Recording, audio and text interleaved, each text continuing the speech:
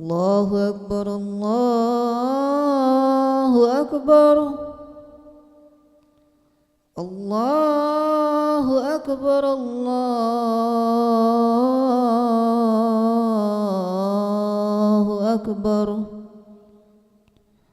أشهد أن لا إله إلا الله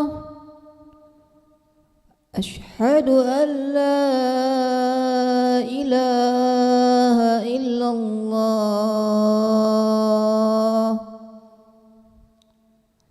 أشهد أن محمدا رسول الله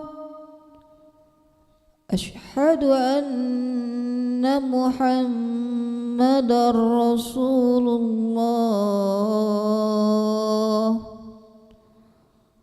حي على الصلاة حي على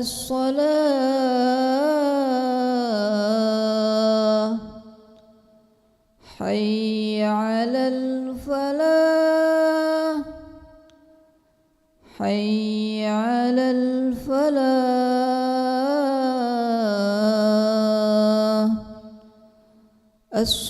الصلاة خير من النوم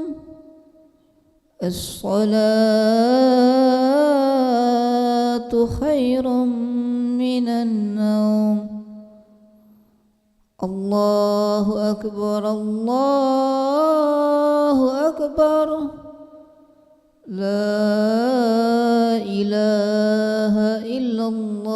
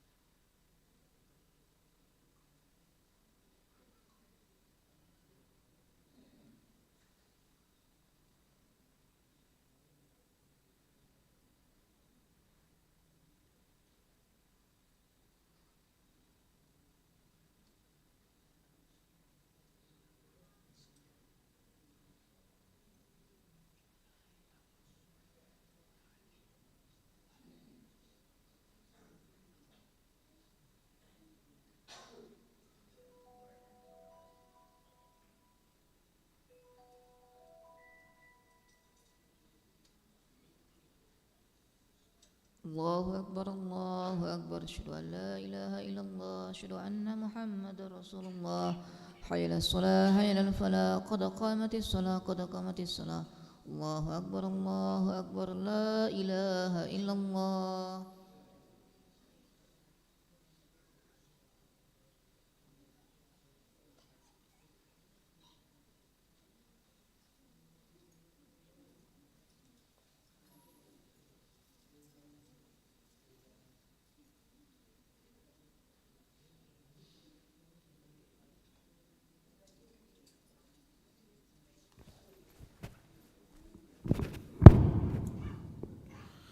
لا إله إلا الله محمد رسول الله صلى الله عليه وسلم. استقيموا واعتدلوا استووا صفوفكم فإن تسوية الصفوف من تمام الصلاة.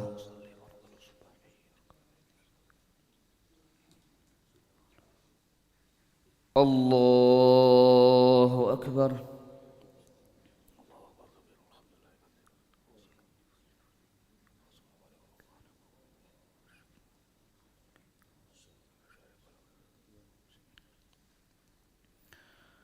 بسم الله الرحمن الرحيم. الحمد لله رب العالمين الرحمن الرحيم مالك يوم الدين إياك نعبد وإياك نستعين اهدنا الصراط المستقيم صراط الذين أنعمت عليهم غير المغضوب عليهم ولا الضالين.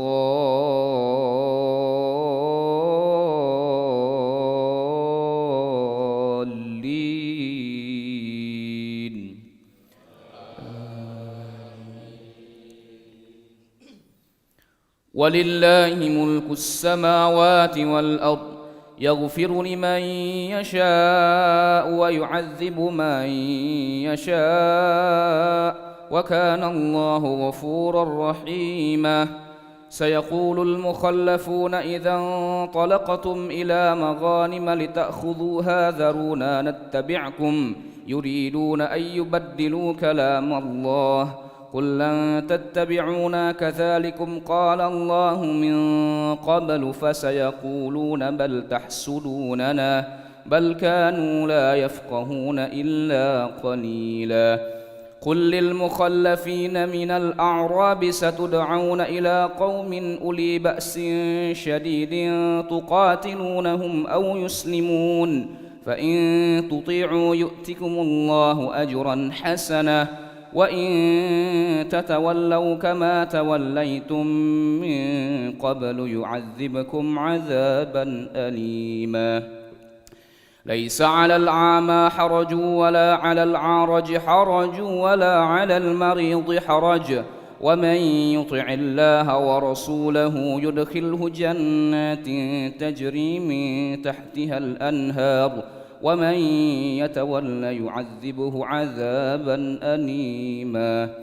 لقد رضي الله عن المؤمنين إذ يبايعونك تحت الشجرة فعلم ما في قلوبهم فأنزل السكينة عليهم وأثابهم فتحا قريبا ومغانم كثيرة يأخذونها وكان الله عزيزا حكيما. وعدكم الله مغانم كثيرة تأخذونها فعجل لكم هذه وكف أيدي الناس عنكم ولتكون آية للمؤمنين ويهديكم صراطا مستقيما.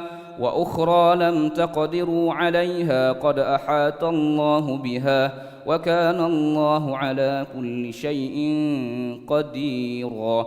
ولو قاتلكم الذين كفروا لولوا الأدبار ثم لا يجدون وليا ولا نصيرا. سنة الله التي قد خلت من قبل ولن تجد لسنة الله تبديلا. الله أكبر.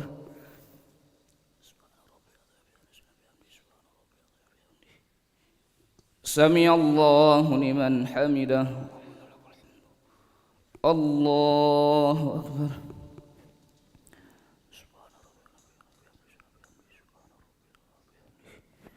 الله أكبر.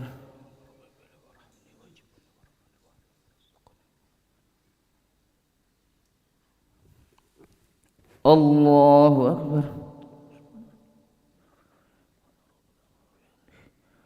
الله أكبر. بسم الله الرحمن الرحيم. الحمد لله رب العالمين الرحمن الرحيم مالك يوم الدين إياك نعبد وإياك نستعين اهدنا الصراط المستقيم صراط الذين أنعمت عليهم غير المغضوب عليهم ولا الضالين.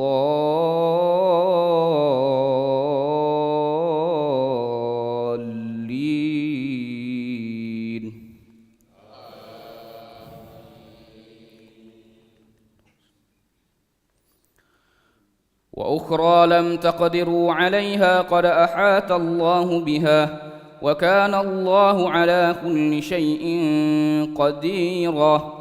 ولو قاتلكم الذين كفروا لولوا الأدبار ثم لا يجدون وليا ولا نصيرا. سنة الله التي قد خلت من قبل ولن تجد لسنة الله تبديلا. وهو الذي كف أيديهم عنكم وأيديكم عنهم ببطن مكة من بعد أن أظفركم عليهم وكان الله بما تعملون بصيرا. هم الذين كفروا وصدوكم عن المسجد الحرام والهدي معكوفا أن يبلغ محله ولولا رجال مؤمنون ونساء مؤمنات لم تعلموهم أن تطعوهم فتصيبكم منهم معرة بغير علم ليدخل الله في رحمته من يشاء. لو تزيلوا لعذبنا الذين كفروا منهم عذابا أليما. إذ جعل الذين كفروا في قلوبهم الحمية حمية الجاهلية فأنزل الله سكينته على رسوله وعلى المؤمنين وألزمهم كلمة التقوى وكانوا أحق بها وأهلها وكان الله بكل شيء عليما. لقد صدق الله رسوله الرؤيا بالحق لتدخلن المسجد الحرام إن شاء الله آمنين محلقين رؤوسكم ومقصرين لا تخافون فعلم ما لم تعلموا فاجعل من دون ذلك فتحا قريبا. هو الذي أرسل رسوله بالهدى ودين الحق ليظهره على الدين كله وكفى بالله شهيدا. محمد رسول الله والذين معه أشداء على الكفار رحماء بينهم تراهم ركعا سجدا يبتغون فضلا من الله ورضوانا سيماهم في وجوههم من أثر السجود ذلك مثلهم في التوراة ومثلهم في الإنجيل كزرع أخرج شطأه فآزره فاستغلظ فاستوى على سوقه يعجب الزراع ليغيظ بهم الكفار. وعد الله الذين آمنوا وعملوا الصالحات منهم مغفرة وأجرا عظيما. الله أكبر.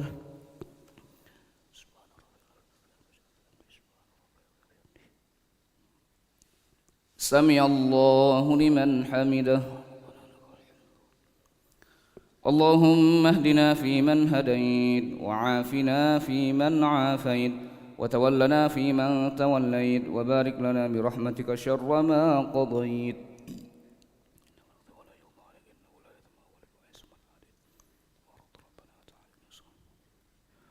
وصلى الله على سيدنا محمد النبي الأمي وعلى آله وصحبه وبارك وسلم. الله أكبر. سبحان ربي.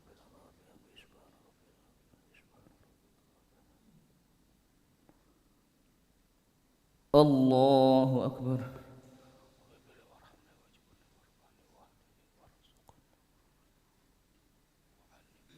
الله أكبر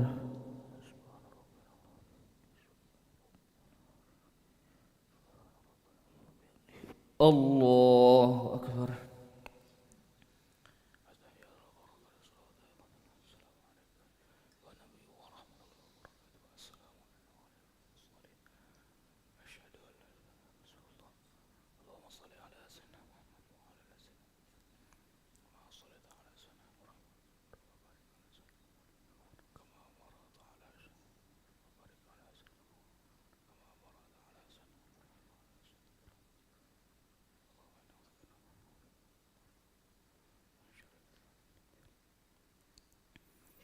السلام عليكم ورحمة الله السلام عليكم ورحمة الله أشهد أن لا إله إلا الله نستغفر الله نسألك الجنة ونعوذ بك من النار نشهد أن لا إله إلا الله نستغفر الله نسألك الجنة ونعوذ بك من النار نشهد أن لا إله إلا الله نستغفر الله نسألك الجنة ونعوذ بك من النار اللهم إنك عفو تحب العفو فاعف عنا اللهم إنك عفو تحب العفو فاعف عنا اللهم إنك عفو كريم تحب العفو فاعف عنا لا إله إلا الله وحده لا شريك له له الملك وله الحمد يحيي ويميت وهو على كل شيء قدير لا إله إلا الله وحده لا شريك له له الملك وله الحمد يحيي ويميت وهو على كل شيء قدير لا إله إلا الله وحده لا شريك له له الملك وله الحمد يحيي ويميت وهو على كل شيء قدير ولا حول ولا قوة إلا بالله العلي العظيم اللهم أجرنا من النار اللهم أجرنا من النار اللهم أجرنا من النار اللهم أجرنا من النار اللهم أجرنا من النار اللهم أجرنا من النار اللهم أجرنا من النار السالمين اللهم أنت السلام ومنك السلام وإليك يعود السلام فحينا ربنا بالسلام وأدخلنا الجنة دار السلام تباركت ربنا وتعاليت يا ذا الجلال والإكرام إلهنا يا ربنا يا معبود سبحان الله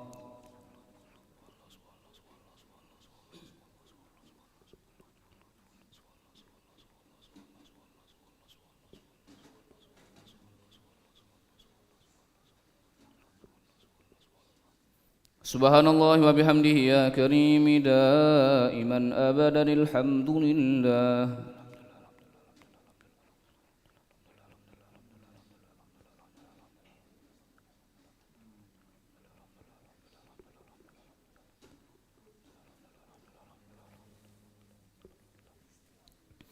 الحمد لله رب العالمين على كل حال وفي كل حال وبنعمة الله أكبر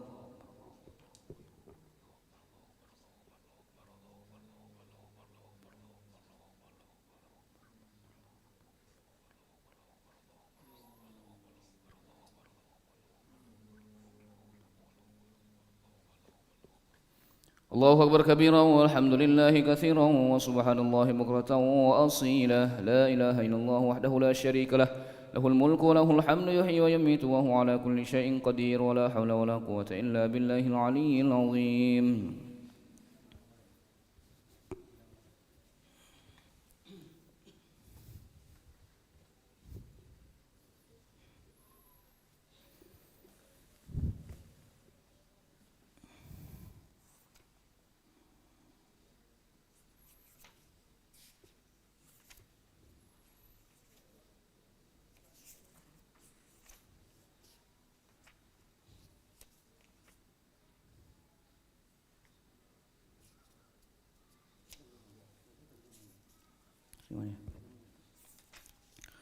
Bismillahirrahmanirrahim. Assalamualaikum warahmatullahi wabarakatuh. Nahmaduhu wa nusalli wa nusallimu ala rasulil karim amma ba'du. Dari Salman radhiyallahu ia berkata, pada akhir bulan Sya'ban Rasulullah sallallahu alaihi wasallam berkhutbah kepada kami. Beliau bersabda, wahai manusia, telah dekat kepadamu bulan yang agung lagi penuh berkah, bulan yang di dalamnya terdapat satu malam yang lebih baik daripada 1000 bulan, bulan yang di dalamnya Allah menjadikan puasa sebagai fardu dan bangun malam sebagai sunnah. Barang siapa mendekatkan diri di dalamnya dengan beramal sunnah, maka pahalanya seperti orang yang beramal fardu pada bulan lainnya. Dan barang siapa beramal fardu di dalamnya, maka pahalanya seperti orang yang beramal 70 amalan fardu pada bulan lainnya. Inilah bulan kesabaran dan pahala sabar adalah surga. Inilah bulan kasih sayang, bulan saat rezeki seorang mukmin ditambah. Barang siapa memberi makanan berbuka kepada orang yang berpuasa, maka itu menjadi ampunan bagi dosa-dosanya dan mendapat pahala yang sama tanpa mengurangi pahala orang itu sedikit pun.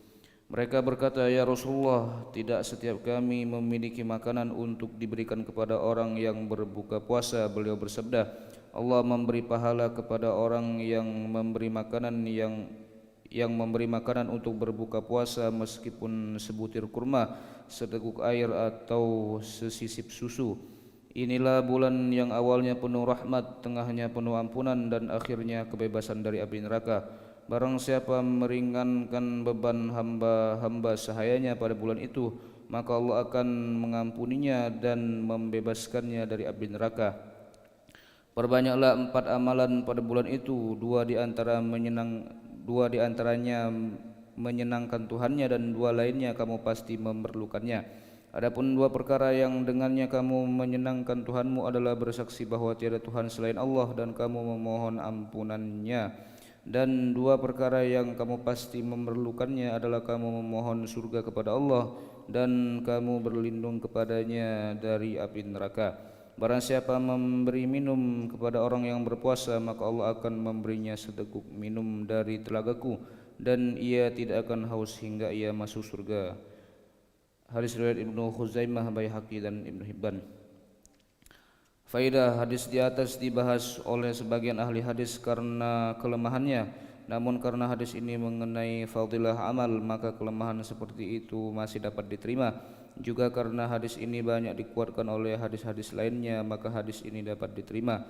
Ada beberapa hal yang dapat kita ketahui dari hadis di atas. Pertama, betapa besar perhatian Nabi SAW, sehingga secara khusus beliau berkhutbah pada akhir bulan Sya'ban, menasihati dan memperingatkan manusia agar jangan melalaikan bulan Ramadan walaupun hanya 1 detik.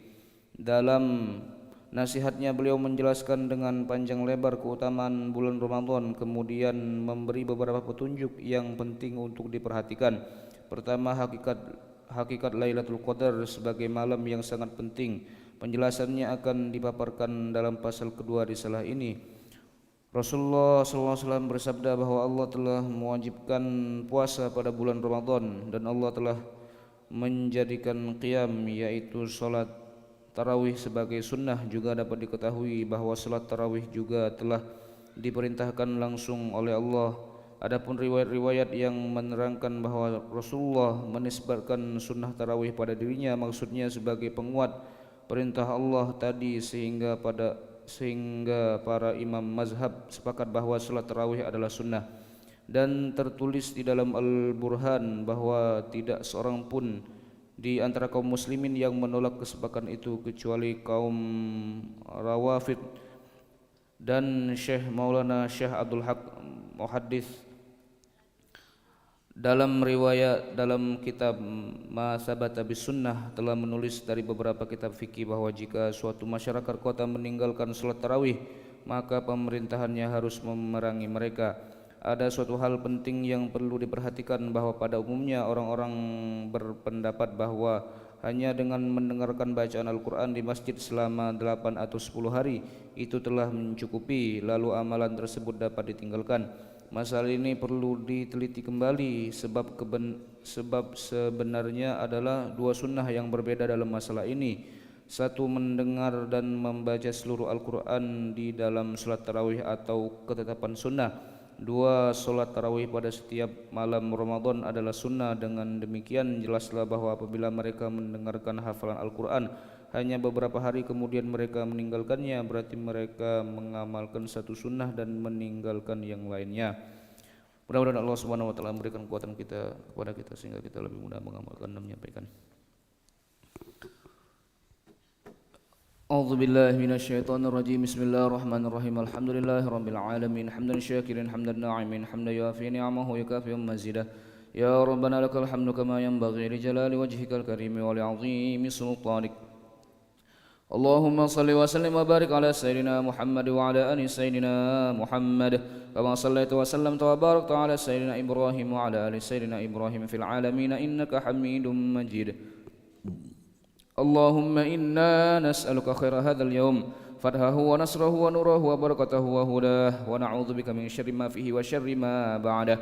Allahumma ya fariqal furqan wa munzilal Qur'an bil hikmati wal bayan بارك اللهم لنا في شهر رمضان بارك اللهم لنا في شهر رمضان بارك اللهم لنا في شهر رمضان وأعنا على الصيام والقيام وتلاوة القرآن واحفظنا من الذنوب والآثام ربنا ظلمنا أنفسنا وإن لم تغفر لنا وترحمنا لنكونن من الخاسرين ربنا أتمم لنا نورنا واغفر لنا إنك على كل شيء قدير ربنا آتنا في الدنيا حسنة وفي الآخرة حسنة وقنا عذاب النار وصلى الله على سيدنا محمد النبي الأمي وعلى آله وصحبه وبارك وسلم بفضلك سبحان ربك رب العزة عما يصفون وسلام على المرسلين والحمد لله رب العالمين تقبل الله منكم.